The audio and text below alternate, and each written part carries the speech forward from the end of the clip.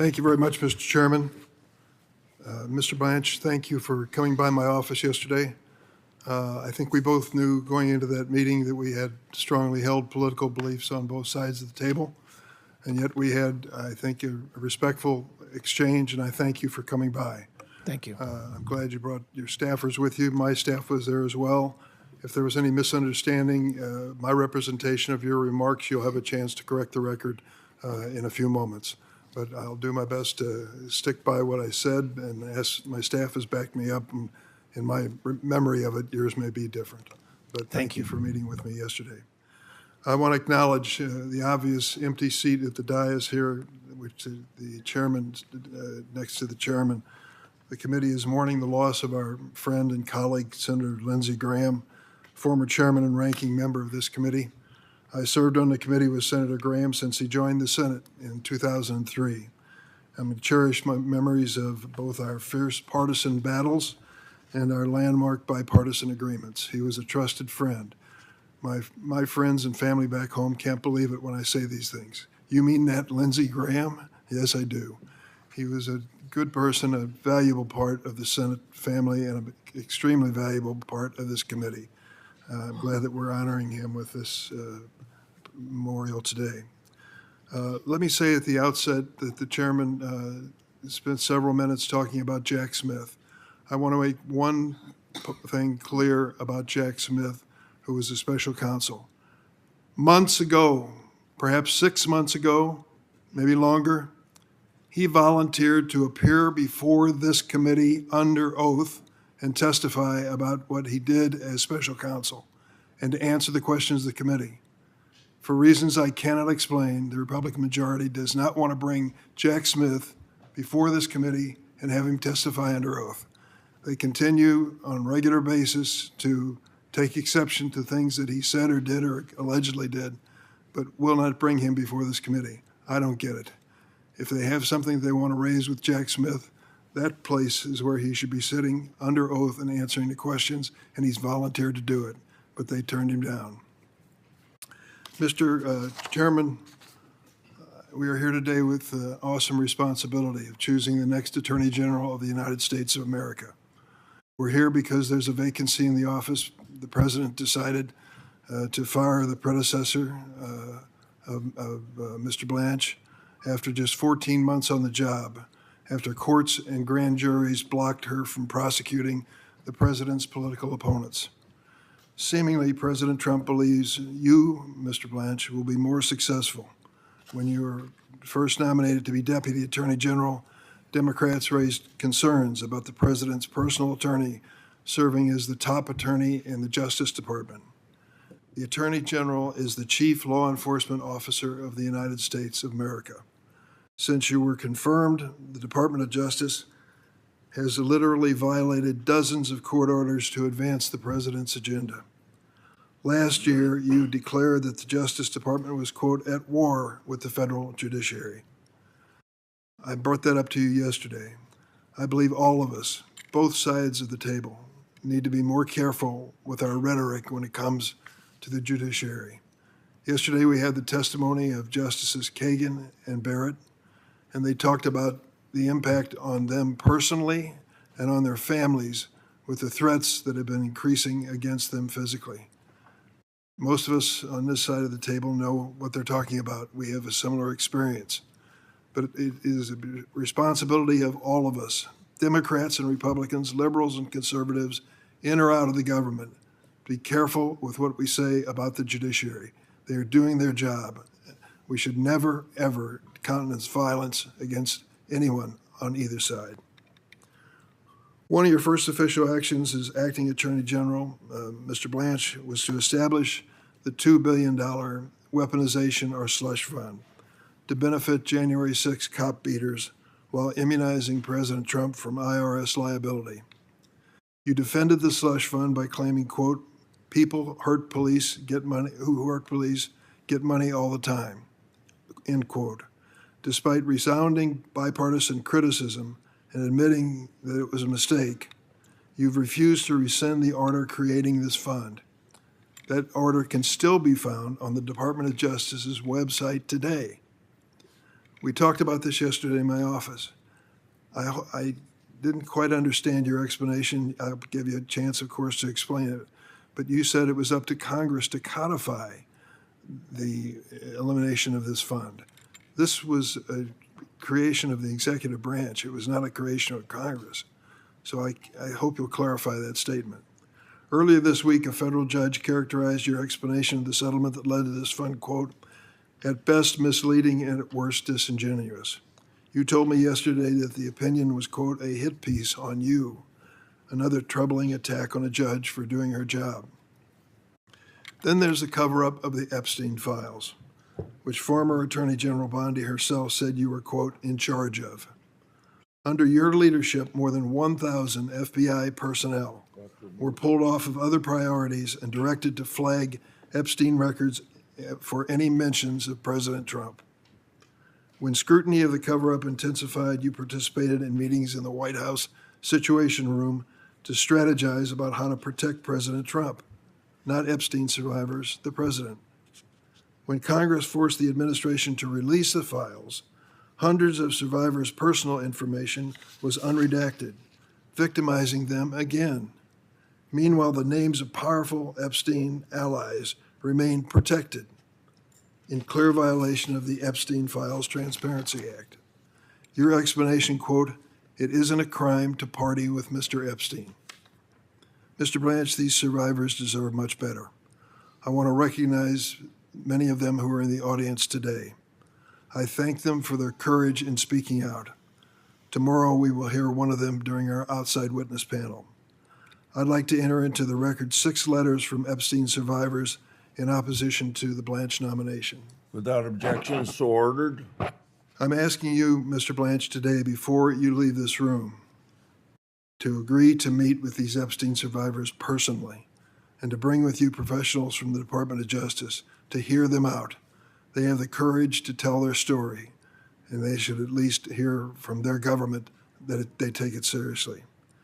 After your interview with convicted sex trafficker Ghislaine Maxwell, an attempt, I believe, to exonerate President Trump, Ms. Maxwell was transferred to a minimum security camp. That is unheard of for offenders like her. You said it was for her own personal safety. I hope you'll explain that today. You told me yesterday you want to be Attorney General because you love the Department of Justice and you love prosecutors. But you have removed from the department some of the most effective prosecutors that have ever served our government. Done that for personal reasons, purging career law enforcement officials who won't prioritize President Trump's interests over their oath to the Constitution. You fired the career pardon attorney because she wouldn't sign off on restoring gun rights to a convicted domestic abuser, Mel Gibson, personal friend of President Trump. You fired career immigration litigator Erez Reuni for refusing to follow unethical orders from your former law partner, Emil Bove, and other senior DOJ officials to lie to a federal court. You bragged about firing career law enforcement professionals simply because they were assigned to investigate the president's criminal misconduct, including FBI agents who specialized in investigating threats from foreign adversaries like Iran. More than 1,200 former career DOJ employees who worked for both Republican and Democratic administrations sent this committee a letter opposing your nomination because you have purged DOJ of thousands of experienced law enforcement officials, putting our nation's security at risk. I would like to enter this letter into the record with unanimous consent. Without objection, so ordered. You testified under oath last year that as Deputy Attorney General, you would consult with career ethics officials to avoid conflicts of interest, a significant concern since you received nearly $10 million as a president's personal attorney. But you've gutted the DOJ offices that handle ethics and professional responsibility. After the department's top career ethics lawyer advised you to recuse yourself from any matters relating to Trump in his personal capacity, that lawyer was fired. Every smarmy, suspect deal in this administration has cryptocurrency behind the curtain. And again, it has happened when it comes to the billion-dollar windfall that went to the president in his first year in office. Shortly after you were confirmed as Deputy Attorney General, you issued an order dismantling DOJ's crypto enforcement team and shutting down ongoing criminal investigations of the crypto industry. At the time, you owned at least $159,000 worth of crypto-related assets. While you eventually divested, those assets didn't go far. You simply transferred them to your children and grandchild. With the crypto enforcement unit out of the way, President Trump brought in $1.4 billion from his family's cryptocurrency business in 2025 alone. Take one example of the dealing in the administration. In April 2024, the founder of the crypto company Binance was sentenced to prison and ordered to pay $50 million fine for a money laundering scheme. $50 million fine. He then brokered a deal to channel $2 billion into the Trump family's crypto business, World Liberty Finance, after which President Trump pardoned him. Binance accounts have funneled about $1.7 billion to Iranian entities linked to terrorism. The president's World Liberty Financial continues to partner with Binance, even with these facts that I've spelled out in this statement. You recently claimed, quote, Mr. Blanche, that there's a ton of evidence that the 2020 election was rigged. You should see what happens in this committee room when judicial nominees of this administration appear before this committee, raise their hands, take the oath, and then field the questions asked by members of the committee. You'll see some of the people who are even judges today at state level and have distinguished careers in law start to avert their eyes, squirm, and then give a script which doesn't acknowledge the obvious. Donald Trump lost the 2020 election by 7 million popular votes. 7 million votes popular vote, and he lost by that number. That's a fact. Any eighth grader in America knows it and can repeat it for you. And yet when it comes down to asking Trump judicial nominees who won the 2020 election, you ought to see him squirm. What's the reason? The president's big lie. He believes in his heart of hearts that he somehow won that election, though he can't produce any evidence of that fact. Well, we'll give you your chance. I hope that you'll produce the evidence to show one way or the other that the big lie is the truth or not the truth. Your first indictment of former FBI Director Comey failed in a case brought by an unqualified and unlawfully appointed U.S. Attorney, Lindsay Halligan. So now Mr. Comey is being prosecuted for taking pictures of seashells. This prosecution, personally ordered by the president, who despises Mr. Comey for overseeing the investigation of Russian interference in the 2016 election.